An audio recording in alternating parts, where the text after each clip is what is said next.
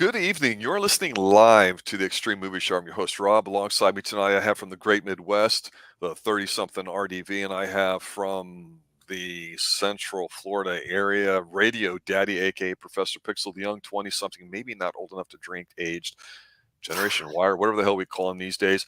We're talking about a great movie that came out in, I believe, the year 2000 called Frequency, starring God, aka Jesus, Jim Caviezel. And yes, I know they're not the same people. Don't give me shit, people. And also Dennis Quaid, who I'd forgotten, honestly, that was supposed to be in this movie. And for me, guys, I've never seen this film. And we've talked about what films we want to see and what we want to review and what the fans of our show here like to listen to. And this is one that, after reviewing Deja Vu recently with Jim Caviezel, we talked a lot about his screen presence. And so we decided, you know what, let's go ahead and cover something that is kind of like a feel-good movie. And RDV, I'll start with you for initial impressions here, because you and I both talked about how hard it is to find what we would call a wholesome, family-friendly movie that's not filled full of lots of messages or whatever. It's something that supports the idea of family relationships and stuff that we can adopt to. And we talked a little bit about that with a recent review on Tuesday night on our show, our live show, when we do mostly action stuff, for Dog with Channing Tatum, as he's trying to relaunch himself in there. This movie, to me, almost reminds me of Dog in that it's very heartwarming in a sense there too. Is it a little cheesy, the setup and everything else there too? Is it major to the story? Kind of, sort of, but it's not Yeah. what the story's about. So I definitely got that vibe here too, and I cannot believe I let myself go this long without seeing it. What's your initial take before we go over to Radio Daddy? I'm not calling that. Come on, son. No, Jim Caviezel, like I said, his performance in this is good. Same with Dennis Quaid too. This is the younger Dennis Quaid, back 2000s now, so he looks more alive than he does now today. But all right. So anyway, so this movie, this caught me off guard because I was like, okay, this is kind of cool and stuff, At the time, I didn't really have a connection to this, But what if you had the chance to talk to a loved one, and then change their fate, save someone? And of course, and I love how this movie, even with changing time, changing stuff, it causes ripples. So this movie really handles that well, just like Deja Vu. So I thought it was really different. I mean, as far as what I've seen in the movies, I mean, Deja Vu had, he went back in time and or they sent a note back and it changed how way somebody died. This actually caused somebody else to die in order for him live, because there's always a cost. That's always been the things they say whenever it comes to magic, whatever, or brings them back to life. Fantasy. There's always a price. And this was a really cool movie. This is produced and directed by Gregory Hoblet. Not sure what other movies he's done. Oh wait, okay. This is the guy who actually, I'm looking at right now. He did Primal Fear, Fallen, Great and Hearts movies. of War, Fracture, and Untraceable. Yeah, all good movies for the most part. He also directed and produced Hill Street Blues and NYPD Blue. A lot of people will tell you Hill Street Blues is one of the best written TV shows of all time. So that's, I mean, you can see why you really, this movie turned out to be better, than we originally thought it was going to be. Yeah, I'll agree with you on that note. And one of the things about it too, that as we shift over to Radio Daddy, is I don't believe you've seen the TV show that was a reboot or reimaging or whatever you want to call it of it. I haven't either, so I don't know too much about it. But Pixel, I'm interested in Radio Daddy, I'm interested in your thought on how good or how bad you thought the TV show was and whether or not they should have bothered doing it. I mean, you got a great cult movie like this that people really like. They are like, oh yeah, Frequency. They always have a warm smile on their face when they talk about the movie. But the TV show, it's one in a long line of one season reboots that just don't cut the mustard for whatever reason too. Now, what was your take on the TV show? Well, when it comes to the TV show, as it were, it had moments of weakness, I feel, but that's for most television shows where they're spreading out a story that was told originally shorter. But a lot of the same twists and turns are there. And the key thing, though, is the relationship. While in the show it was a daughter, here it's a son, but it all comes back to an absent father, not by choice, but a father who couldn't be there. And slowly but surely, the characters are able to turn it around, gain some more years, and it's able to affect their lives. And you know how I feel about time travel. We've talked about it multiple times and multiple streams, had a whole stream dedicated to it. You should check that out. Yep. But this idea of it is absolutely fantastic. It's so simple too, because it's not like, oh, I'm going to send myself into the past, do X, Y, and Z, and come back and it'll be absolutely fine. You don't have to worry about any of that when the only thing connecting you is your radio.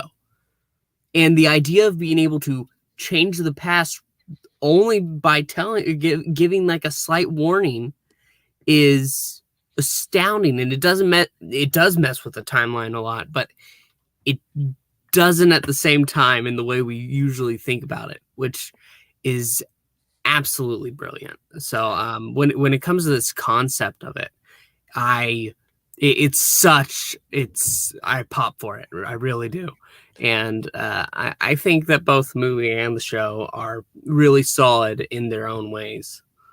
Yeah, and let's just talk about time travel here first, then we can talk about the characters part and some of the strengths of it, because I think they really stand out a lot, and it's the reason why you should see this movie. But the time travel part, as I've addressed before, the way it supposedly goes in real life, I always look at it as a sign of really weak writing. Generally, it's just lazy. And here, while they explain kind of sort of, and we see what's happening with the time travel, two things occur in this movie that allow us to turn our brain off to how incredibly stupid some of the things are if you put your brain to it. And the two things are this, besides it being a great movie. One, they do it through an anachronism, an old object, this old ham tube radio. When I saw the tubes and the tubes light up, I cried because I remember tube testers in stores that you'd go into, because if you had an amplifier or a speaker equipment, or you had a guitar amp or something, you'd bring it in there and you wanted to see if the amp would work. And because they were analog and they would get a current at that time, every time you would set up with your signal and play, it was like a unique experience. The length of your cord, the thickness of it, the quality of the material in it, the casing, the temperature, the humidity, all that stuff meant that every time you tuned up your guitar and would play, or your microphone in that case, that it was kind of unique. And so right now everything's digital for the most part, so you don't have that warmth in what's going on with it. And so a lot of people that are musicians today look back for these older analog type sounds that you cannot, no matter how much you do, reproduce digitally. And a trained ear, you can kind of tell the difference. So when I saw this ham radio that was his father's, one, there's a physical connection. It's like having your dad's favorite little object, something that reminds you of him, whether it's a picture or something like that. You have a sentimental token of that has to do with a relationship. Okay, that's the first thing.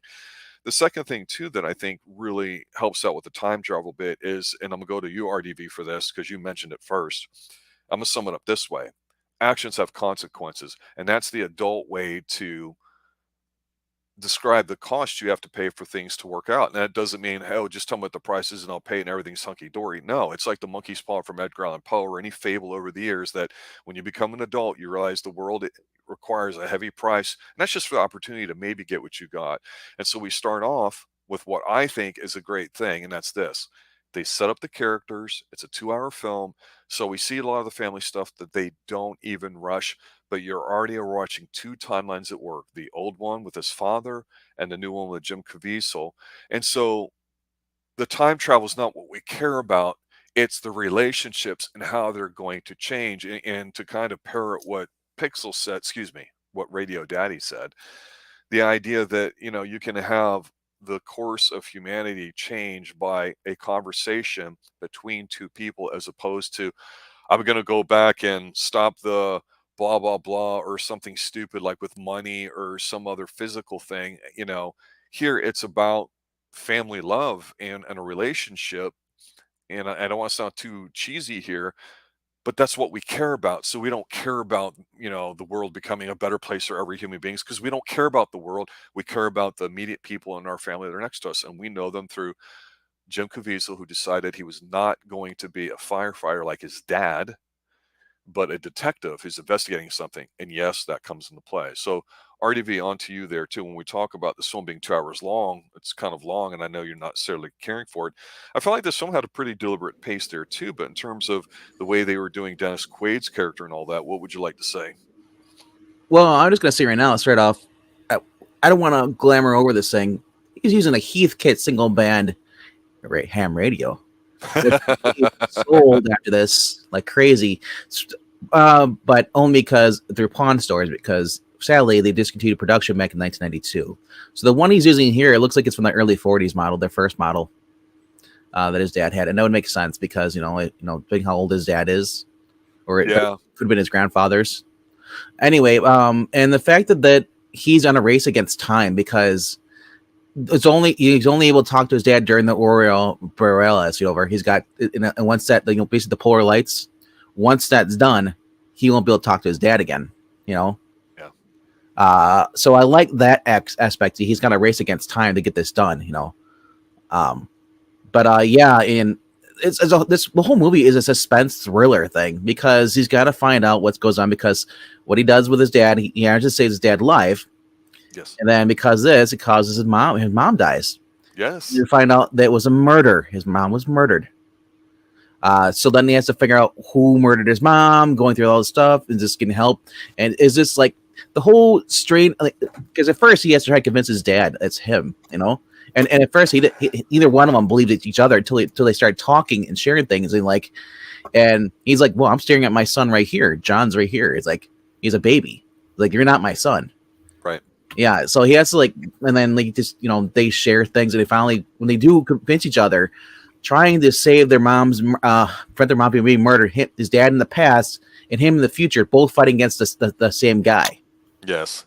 I thought that was really interesting, the concept, because it's like, when we talk about time travel and stuff like that, that was kind of cool. Mm-hmm. And just and like I said, it was a very good movie, and even had Michael Cera was in this too. Yeah. I just have to say, your mother, she's a beautiful woman. Pixel Daddy? No. What threw me off, I have to say this, I'm not going to say it's a bad thing, but it's a bad thing, so I am going to say it. They're from Queens, so they're all speaking in these really horrible Queens accents. I'm not saying they don't exist, but I thought this is a movie you could have done, and it didn't have to be that, except for, baseball plays a very important part to it. So I guess they want to do it for authenticity, because I'm not used to seeing Jesus speak in any other tongue except Aramaic. You know what I'm saying? Ha ha ha. Mm-hmm. Yeah. But they see Caviezel with the New York accent. Yeah, it's like, okay. But yeah, I think that point is well said, because ultimately, without over spoiling it, the bottom line is even though the father lives by making a decision in real time about what happens, he does seem to live. But again, the mother dies, so you're like, well, okay, you're just flipping a coin here. You're not really benefiting, are you? I mean, but other things happen too. And so it's interesting, because we see Caviezel as a detective that's pretty much on the outs with his woman and stuff too. So of course we think they're going to get back together. But he doesn't have the happy lifestyle that he grew up in. And just to kind of touch on it a little bit too, what I thought was kind of interesting, because we're talking about a ham radio. When we see his father at a young age, we see him and his brother as kids watching something that would happen a lot that doesn't necessarily happen in a lot of households today. One, you had a lot more married households than you do today. That's just facts and statistics. And back then, a lot of entertainment did take place over music, because if you're a kid, you took music lessons from somebody down the street or whatever. You'd come home, you'd have to show everybody all that stuff. It wasn't until the 50s or even 60s, when the TV became more affordable, basically, that the same kind of concept would apply. You'd go in there and watch the Ed Sullivan Show or certain things, and that was it. And some people even back then kind of decried, TV taking over the family unit. But the idea of the father and mother dancing, and she was a hot mama, beautiful. Those two just dancing while their kids are watching their family do something very romantic, their parents. And they have Elvis Suspicious Minds playing too on the radio. Yep. It's subconsciously programming you, telling you that radio is going to be involved in this a little bit, which I thought was neat, because radio, even by 2000, is a dated medium. We do get it in our cars, but really everything's niche these days and content controlled, where you have to get licensed for this or that. So nobody just turns on the radio and listens to it. And back then, radio was king, and it was that way for a very long time. So And I I like thought that setup was cool. the whole fact that his son is as a cop, too. So when they're trying to figure out who the murderer is, stuff, and he tells his dad to hide the wallet, Yep. preserve the fingerprints, and he does it, finds out who it is, and the bad guy in this, played by Sean Doyle. For those who don't know who Sean Doyle is, if you're a huge fan of The Expanse like I am, he was like one of the main bad guys, the crooked UN secretary guys in the very first season. So I mean, he's still around. He's not, but he's mainly known for Frequency though. That's his role was this being the bad guy in here.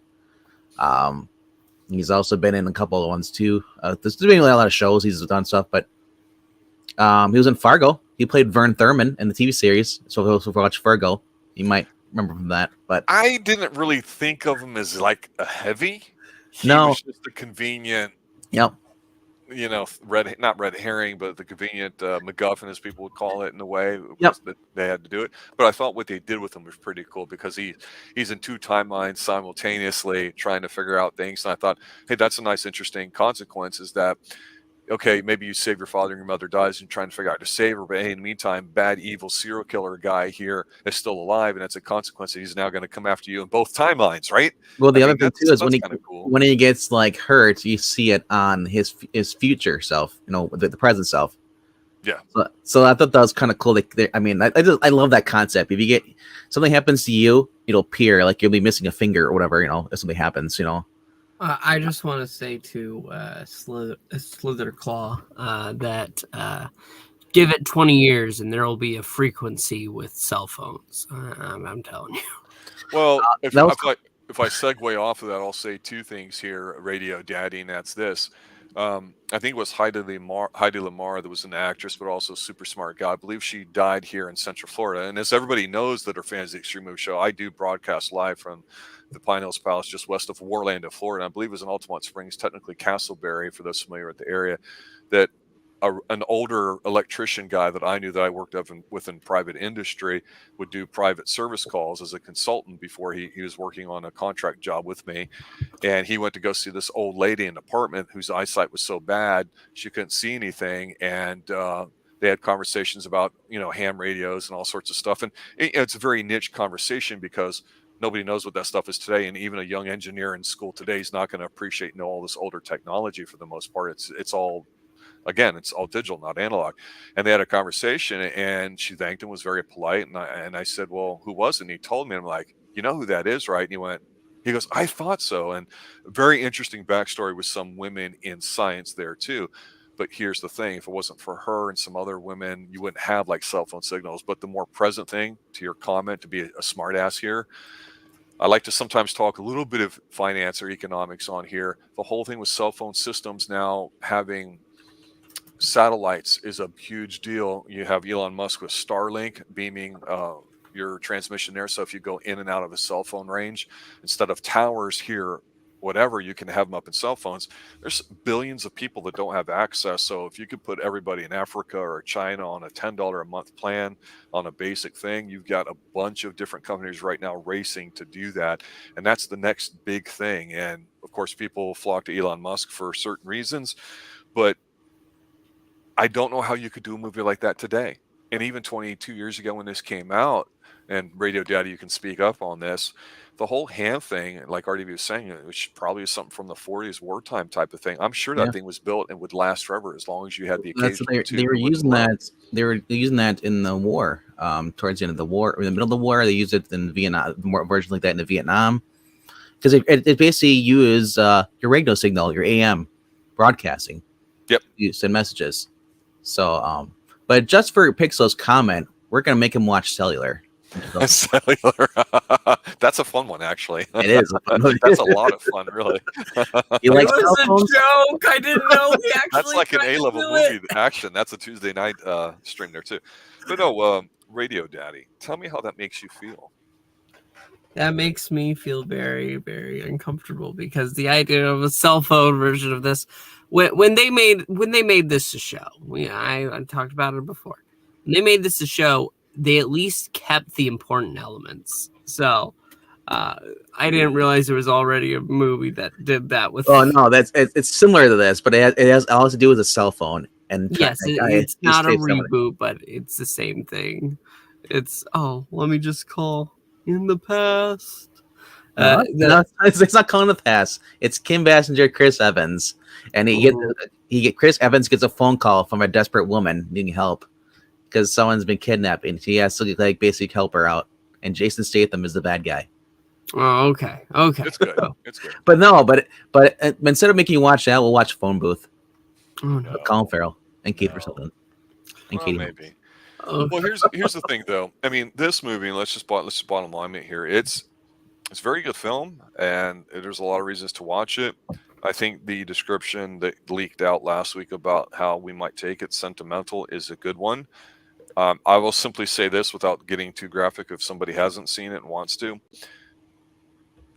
Is it a happy ending? I think it's a good one. I think it's appropriate for what happens in the movie, the prices you pay, and the idea is that when you pay a price for something, hopefully it changes something in you to gives you a bit of a different perspective so you can appreciate the things in your life that you don't have or may want, and for whatever reason you don't have, and there's a cost involved in all of that, and that's just how the world works. And so it's rare to get a movie like that you don't go, oh, this is a bunch of crap, it's phooey, or the time travel sucks, it's so distracting, that's so stupid and dumb, I can't do it.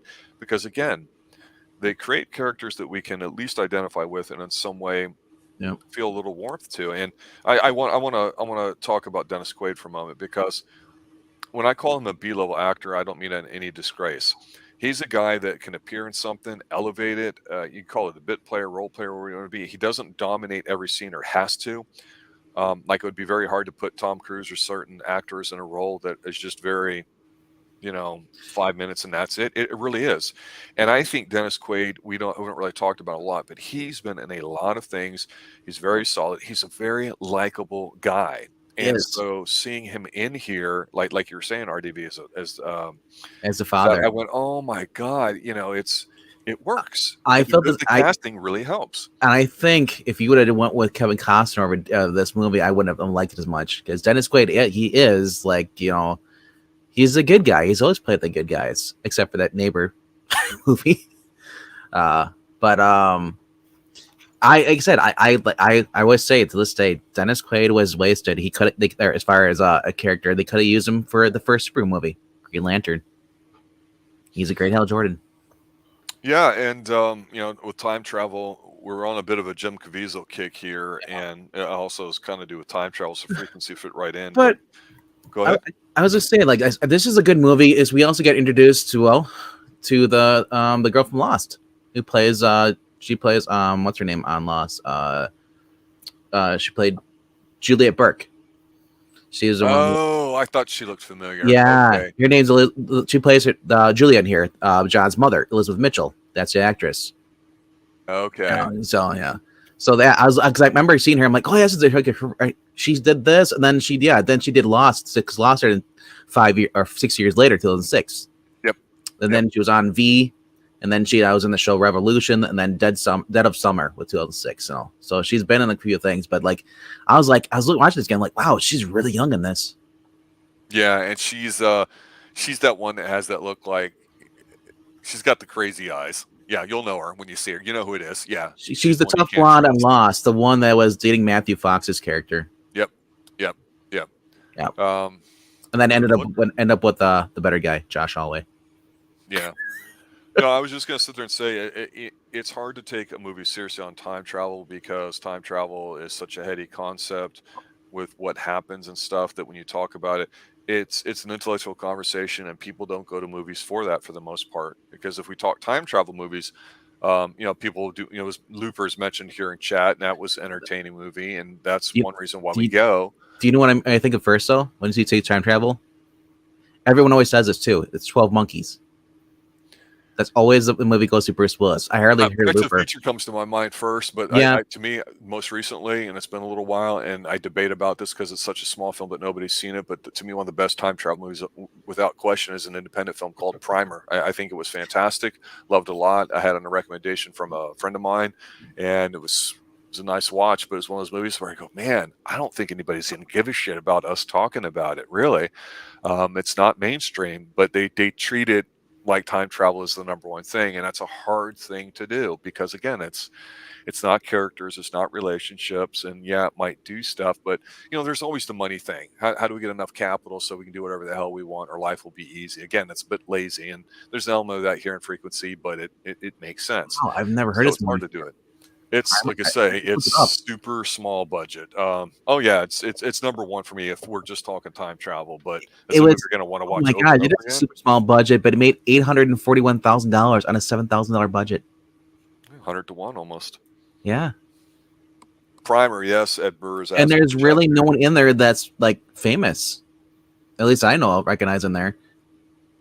Yeah, and for the people with the suggestions in there, like with Terminator and Time Cop, I'm not talking about time being used as the change agent to Yeah. allow things to happen, because you could even throw in there, what is it, the third one, Army of Darkness or whatever it is. That's funny, right? Yeah. That's a cool Yep. move film. I'm talking where time travel is the principal concept to it, where I think Back to the Future does it really It's well. part is of it, we're but it's talking not about the main family and story. The main relationships. story in this movie is him trying to save his dad and his mom. Yeah, and that's why we're watching it. Yeah. Time travel is just the vessel for how that happens, and so they do treat it with a bit more of a different way than we get to do it. So that's where I'm willing to give them a pass. But unfortunately, this is where ham radio, the people in Hollywood decided to use this. Like, we're going to use ham radio for everything. We got Joyride next after this. Hey there, Candy Cane. Hey there, Rusty Nail. My name is Rusty Nail. Now, well, let's go around for our final thoughts here too. But I want to go with Radio Daddy and say, hey, look, from the TV show, can you honestly sit there and say they created characters in the first episode that we were emotionally attached to or not? Oh, yeah. I think Frank is a very easy character to get attached to in both versions. I'm very sure because it's while they did do a gender swap and made it a daughter in the show. It's painless, though. I can't complain with that gender swap. Oh well, yeah, no, look at her, she's great. Not the one from you're thinking of, Rob. Not Tori Nichols, the other one, the brunette, the one that was on Gotham. I'm not going to know that crap.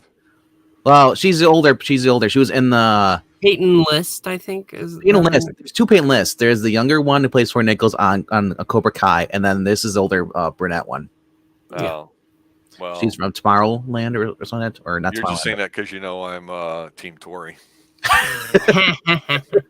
But no, they did a good job. It's one of those rare, decent reboots, and I do like the story. I do enjoy it a lot, and I'm glad that we've decided to talk about it. Good. Final thoughts, RDV? Final thoughts. If you've never seen this film, there's a chance that you might actually like it and actually might grow to want to watch it again one of these days. Now, that being said, I approve because Rob never saw it, and he sounds like he didn't hate it at all, one bit. No, and if I could be serious for a moment. No, he can't. The thing is we've talked about before, and I think it's a legitimate conversation.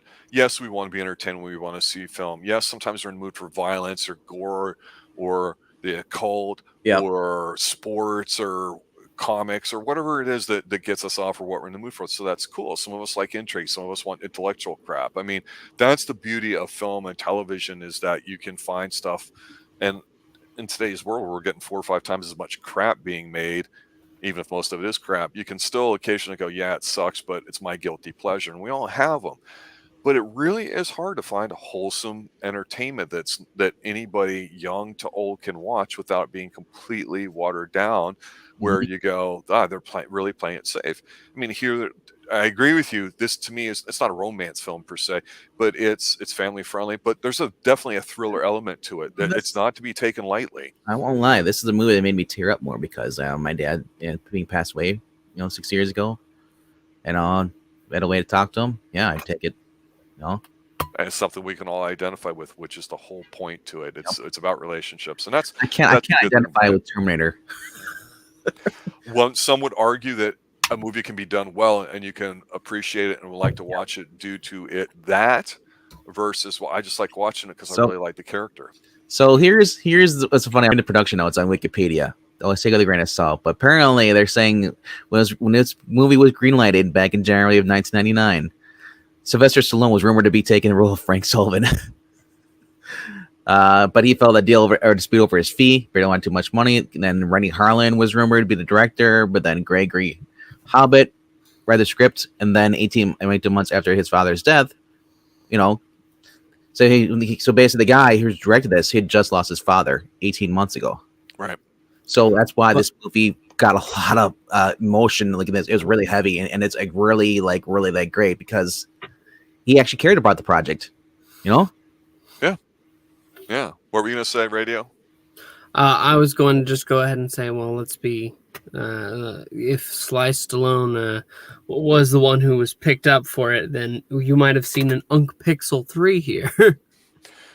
Well, I'll say this because eventually we're going to get up to one of the greatest bad movies of all time of Sylvester Stallone's, and that's Get Carter from 2000. And Stallone's career was not doing well in the 90s, but also let's think about the 90s. You had this tech boom going on, ultra overvalued stocks and everything, internet was exploding, and so everyone was trying to capture it. This is when you were having a lot of online leakage of scripts and actors, and it changed the way people took their approach from saying, well, we'll have a B-level movie that'll have a DVD release and we'll make some overseas money in Europe or China or whatever it is, to how we're going to do it. So yeah, this is one of the scripts that bounced around a bit. Get this, the American Radio Relay League assisted in the technical aspects of the film as far as with the ham radio and stuff, showing them how to use it and things. So they actually run through the whole authentic thing. But of course, they said the radio enthusiasts, there's some of them, and criticize the technical errors I made into the film, because there's always those people. If you're a cop, don't watch cop movies. That's how it is. If you're a firefighter, don't watch those movies. If you're a radio enthusiast, don't watch this movie. It's not made for you. Yeah, I don't want to hear any nerds talking about how it's not authentic because the ham had this stripe on the side, or it would take 5 minutes for the tubes to warm up to their ambient temperature. I don't want to hear any of that. They wouldn't work in there during solar flare and all that stuff. It says I don't care about this. Yeah. No, it's characters. It's the human connection. The These guys make it viable, and all so right. will you. All right, for everybody listening, thanks for showing up, guys. This is one of those movies that kind of came up all of a sudden there too. Rona Mitra, by the way, Ed Brewer is in. I know we have an argument. Ed Brewer's arguing arm wrestling and over the top for Stallone, and I'm arguing Get Carter because one, the opening, and two, it's got Rona Mitra, and I gotta say this. It's a tough call. Check out the community tab. We might have a poll on there as far as what movie you want to see, as far as phone booth or cellular, or Mad Dog Time. That's not part of it because we're not watching that on Tuesday. You can watch it by yourself on Sunday. All right, guys. Thanks for watching. Thanks for listening. As many of you knew, people are popping in all that too. We do an Xtreme TV show, which is our version of television coverage. We are doing a episode by episode version, watching The Prisoner. Currently, we just finished up 3. We'll be doing 4 next week. We got through all of Twin Peaks the past year. That's up as well. We even did season 1 of Haven and a few others. You can check those out. If you have any particular requests, we get enough of them, we'll definitely move it up the list. I'm looking forward to seeing what we have Tuesday night. Right now, it's a surprise, and maybe you guys will decide. That is, if you didn't go back in time already and let us know that. And the note appears on my desk right here as we're talking, which, RDV, it looks like something's getting scribbled down too. And hopefully hold on. I need to watch this video of your death. What? Oh, that's not nice. All right, guys. Thanks for listening. Have a good night. And as always, stay extreme. Be seeing you. Deja vu.